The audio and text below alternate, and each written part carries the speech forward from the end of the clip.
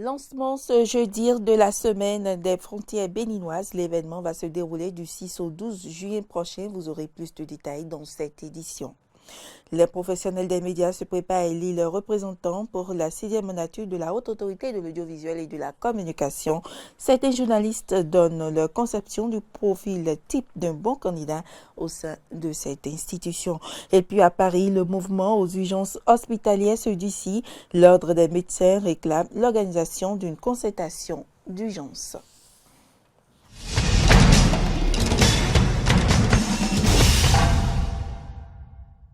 Monsieur, bonjour et merci de nous rejoindre pour ce point de l'actualité. Le directeur général de l'Agence béninoise de gestion intégrée des espaces frontaliers a donné ce jeudi une conférence de presse. Au cours de cette rencontre avec la presse, il a lancé la semaine des frontières béninoises, un événement qui va se dérouler du 6 au 12 juin 2019. On écoute le directeur Haïté Baglo. On a décidé de lancer cette mobilisation au profit des espaces frontaliers parce que nous avons très tôt remarqué que dans les espaces frontaliers, la pauvreté est telle que malgré tous les efforts que nous faisons, nous n'arrivons pas à résorber de façon importante cette pauvreté-là. Je vais vous donner un exemple. C'est pas rare de voir, malgré les points d'eau que nous essayons de mettre, qu'il y a encore énormément de secteurs où il n'y a pas d'eau. Malgré ce que nous faisons pour les écoles, ce que fait le gouvernement, il y a encore énormément de secteurs où il n'y a pas d'école. Même s'il y a d'école, il n'y a pas de logement pour les enseignants. Donc les enseignants font des milliers de kilomètres pour arriver. Avec la nouvelle réforme de la santé, beaucoup de centres de santé qui étaient là, qui servaient peut-être de mouroir à nos populations, ont fermé. Donc les populations se trouvent sans santé. Donc on est aujourd'hui dans une urgence qui fait qu'on est obligé de crier SOS. Nous avons crié SOS aussi parce que nous nous retrouvons dans une sous-région complètement déstabilisée par l'extrémisme violent. Or, l'extrémisme violent trouve son lieu de confort dans les zones les plus déshéritées, dans les zones les plus marginalisées. Quand vous êtes à Ouagamouen, quand il pleut, à partir du mois de juin jusqu'au mois de novembre, nous ne pouvons pas aller voir nos frères qui sont de l'autre côté. La seule sortie qu'ils ont, c'est vers le Nigeria. Ce qui fait que toutes ces zones sont complètement tournées vers le pays voisin et le sentiment d'appartenance est assez faible chez ses concitoyens. Donc, nous souhaitons qu'aujourd'hui, toute la population se dise, nous faisons un plan Marshall pour cette zone. Et que pour ceux qui ont quelques ressources que ce soit, que chacun choisisse de faire un geste pour ces espaces géostratégiques et très sensibles de notre pays. C'est l'objectif de notre appel et de notre mobilisation pour ces espaces sensibles et géostratégiques de notre pays qu'on appelle espaces frontaliers. Si on ne fait rien, d'autres viendront investir dans ces espaces. Et ceux qui viennent investir, c'est les terroristes. Et dans le cadre de la célébration de la 6e édition de la Semaine des frontières béninoises, le ministre de la Sécurité publique, Saka Lafi, a adressé un message à tout le peuple béninois et invite tous les acteurs publics et privés à réfléchir sur le thème viabiliser les espaces frontaliers pour une meilleure sécurisation du territoire national. On l'écoute. Chers compatriotes, de nos jours, le terrorisme est la principale menace à la paix.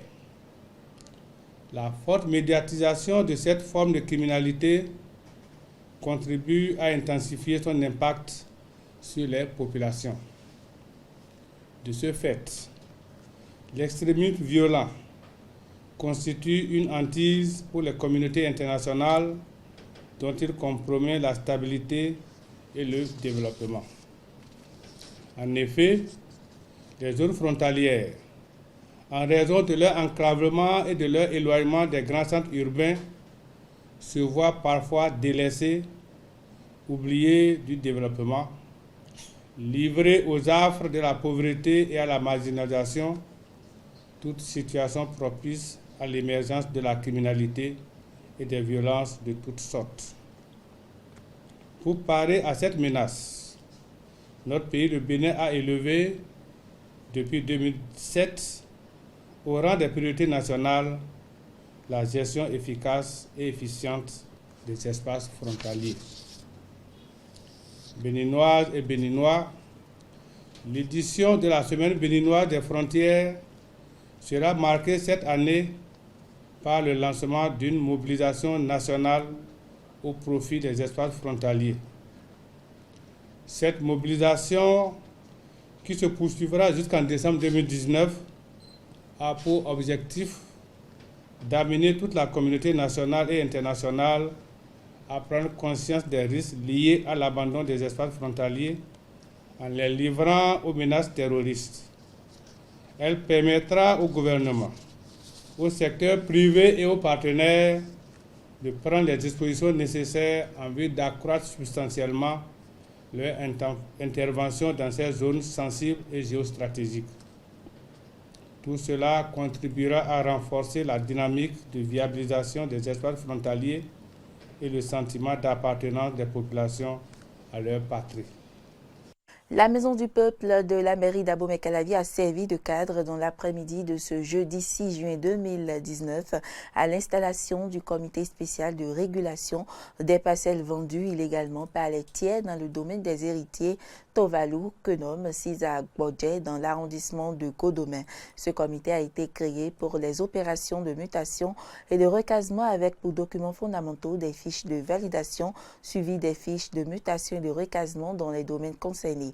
Cano François, Rintor et Fiacre Voitan pour le compte rendu. Ce comité spécial vient d'être officiellement installé et je renvoie tous les membres de ce comité spécial à ses fonctions. C'est par ces mots que Victor Adimi, premier adjoint au maire de la commune d'Abomey-Calavi, a installé officiellement le comité spécial de régulation des parcelles vendues illégalement par les tiers dans le domaine des héritiers Tovalou, Kenom, Sisak Bodje, Womè, Amanrou et Zundia dans l'arrondissement de Godomè. Ce comité se compose comme suit. Président, le maire ou son représentant. Premier vice-président. Le deuxième adjoint au maire ou son représentant. Deuxième vice-président, le président de la commission de gestion foncière ou son représentant. Troisième vice-président, le secrétaire général de la mairie ou son représentant. Secrétaire, M. Agbedinoukou Lucien Claude, mandataire et porte-parole des héritiers Tovalou Kenom.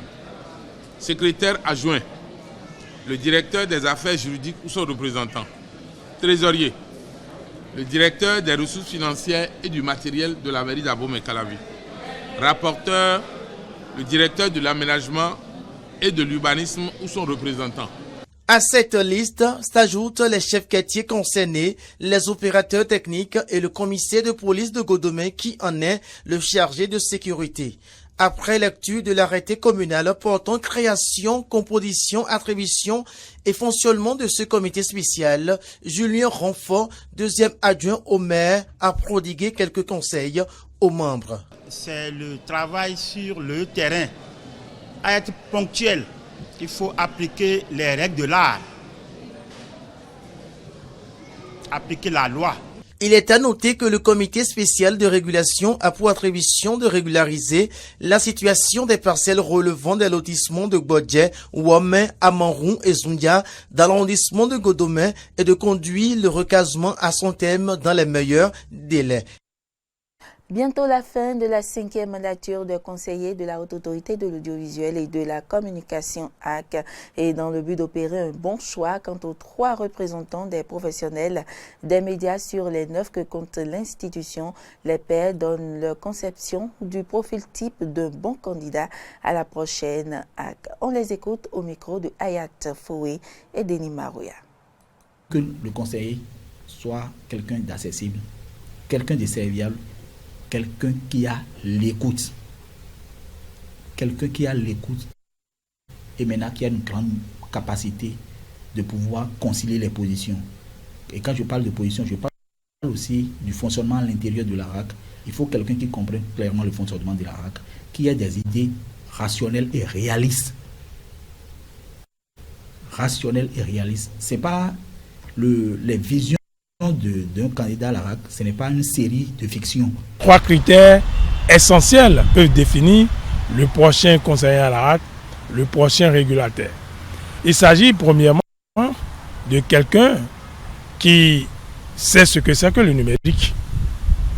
Et deuxièmement, il faut que ce soit quelqu'un qui ait à cœur la notion de la liberté de presse, de la liberté d'expression. Et cette liberté d'expression, cette liberté de presse doivent être interprétées comme la possibilité que le citoyen a de s'exprimer librement, mais de façon responsable. Le troisième critère, c'est qu'il faut qu'il soit quelqu'un qui a le sens de l'écoute. Avant tout professionnel, mais derrière le professionnalisme aussi, il faut être pragmatique, je pense, pour pouvoir s'adapter aux réalités dans lesquelles on se retrouve une fois qu'on siège à la HAC, parce que qu'on le veuille ou pas, c'est un autre monde, ça n'a rien à voir avec la presse, parce qu'il y a 6 d'entre eux qui n'ont absolument rien à voir avec la presse, qui sont nommés par le président de la République et par l'Assemblée nationale. Hors du continent, le débarquement du 6 juillet 1944 a été commémoré hier en Europe. Cette journée a été marquée par la présence des vétérans de la Seconde Guerre mondiale et par l'absence du chef d'État français à la cérémonie internationale de clôture ce jeudi soir. Retour sur les temps forts de cette journée.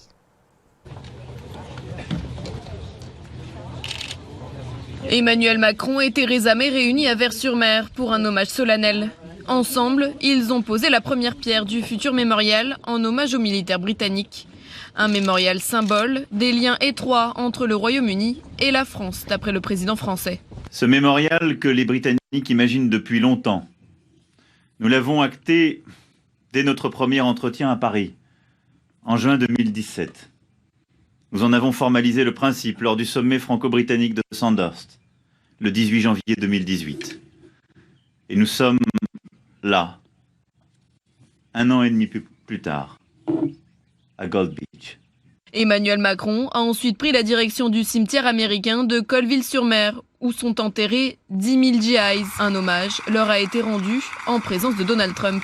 Le président américain qui a prononcé un discours avant de se rendre à Caen en compagnie du président français. Caen où les deux hommes ont déjeuné ensemble et se sont entretenus. L'occasion pour Donald Trump de louer les relations franco-américaines. Beaucoup de personnes sont anxieuses à l'idée de savoir comment évolueront nos relations. Comme vous le savez, comme nous le savons, mais comme de nombreuses personnes ne le savent pas, nous faisons beaucoup de choses ensemble. Les relations entre nous et entre la France et les États-Unis sont excellentes. Peut-être ne l'ont-elles jamais été à ce point. Ça n'a pas toujours été le cas, mais en ce moment, elles sont excellentes. Les relations entre nous sont vraiment au beau fixe. Et je vous remercie beaucoup pour ça. En milieu d'après-midi, Emmanuel Macron a retrouvé Florence Parly à Colville-Montgomery. Le président et la ministre des Armées ont rendu hommage aux héros français du commando Kiefer, les soldats tricolores en uniforme qui ont participé au D-Day. Point d'orgue de cette journée de commémoration, la cérémonie internationale de ce 75e anniversaire du débarquement. En l'absence d'Emmanuel Macron, c'est Édouard Philippe qui a présidé la cérémonie en compagnie de Justin Trudeau, entre autres. À noter également l'absence remarquée de Vladimir Poutine et de la représentation russe, boudée pour ces commémorations. Le mouvement aux urgences hospitalières se durcit. Un rassemblement a eu lieu hier à Paris. L'Ordre des médecins réclame l'organisation d'une concertation d'urgence. Le but est, je cite, de répondre à la souffrance face aux conditions de travail actuelles. On les écoute. Là aujourd'hui pour obtenir les moyens de travailler dans de bonnes conditions et d'assurer la sécurité des patients dans les services d'urgence.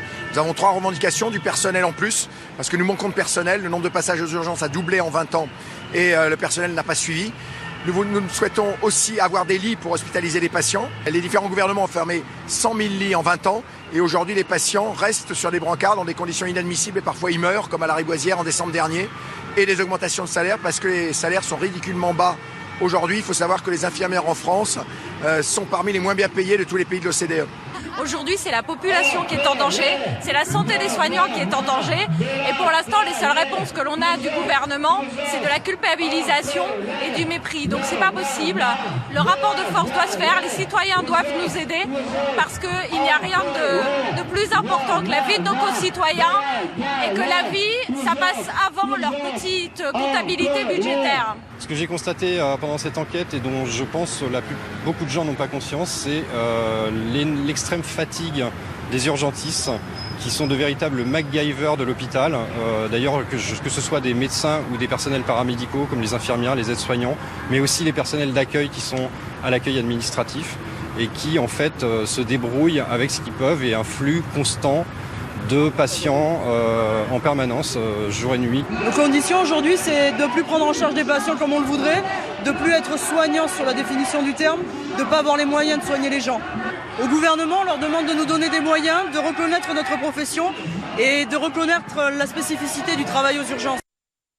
En pleine Méditerranée, le voilier du WWF navigue à une vingtaine de kilomètres des côtes françaises. À son bord, des scientifiques dont la mission est de mesurer l'exposition des baleines à la pollution chimique. Depuis 4 ans, l'ONG se concentre sur les phtalates présents dans de nombreux objets du quotidien et qui rentrent dans la chaîne alimentaire jusque dans le gras des baleines. Reportage. Malgré les apparences, ce biologiste ne veut aucun mal aux baleines. Cette flèche en titane sert à prélever un petit morceau de peau et de graisse afin de l'analyser.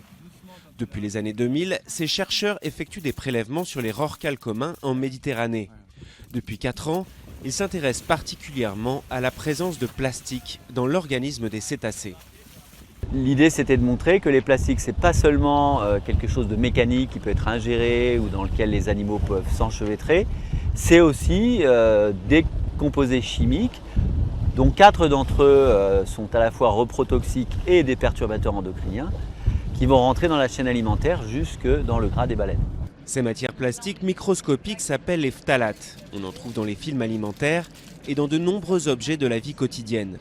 Alors pour ne pas compromettre ces biopsies de baleines, il faut redoubler de précautions. Donc, papier d'aluminium pour éviter le contact entre l'échantillon et le bouchon qui est en plastique. Toutes ces précautions, elles sont nécessaires car oui, les phtalates sont partout, ils sont présents dans l'air, ils sont très volatiles.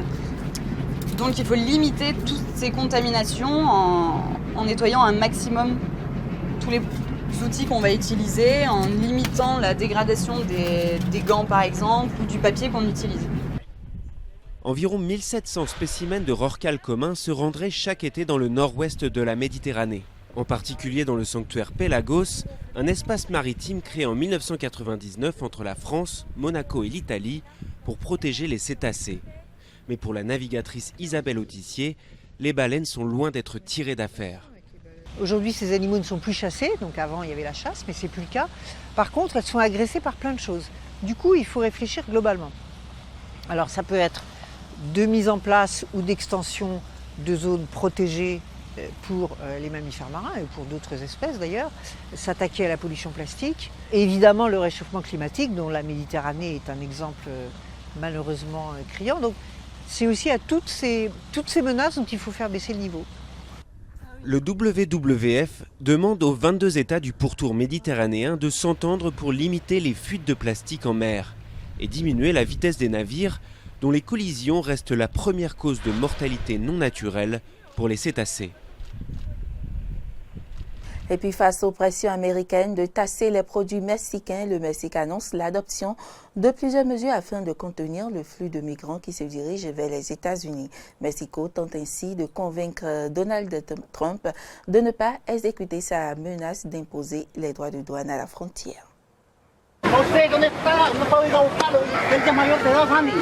6000 gardes nationaux déployés à la frontière sud du Mexique. Voilà l'une des mesures annoncées par Mexico pour contenir le flux de migrants qui se dirigent vers les États-Unis. Un moyen surtout de convaincre Donald Trump de ne pas exécuter sa menace de taxes douanières. J'appelle le peuple du Mexique, tous les secteurs d'économie, toutes les classes sociales et toutes les cultures pour un rassemblement afin de défendre la dignité du Mexique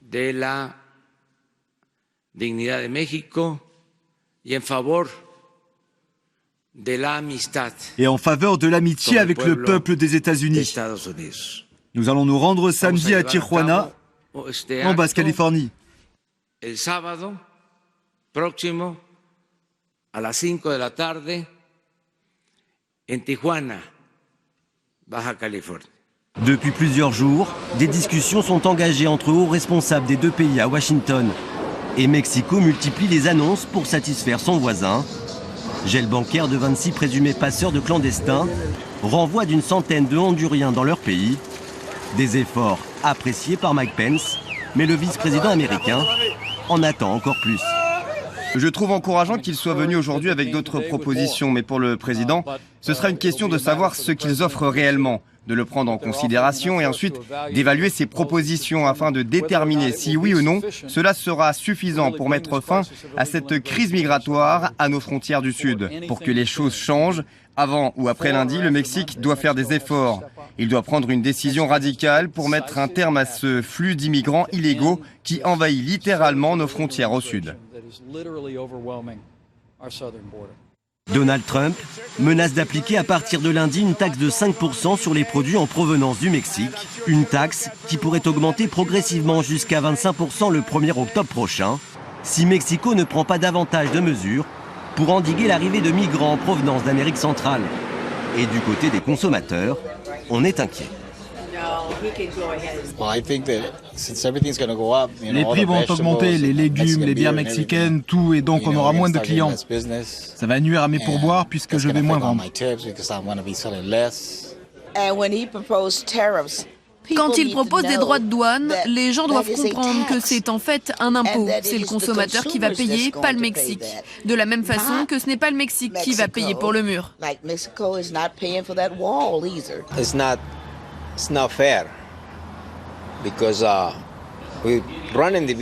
C'est injuste parce que je suis le propriétaire et si on doit payer plus, ça va tout affecter. On sera affecté, on devra payer plus de taxes aussi parce qu'on revend les pièces et on paye. Donc on payera plus et on payera plus de taxes aussi.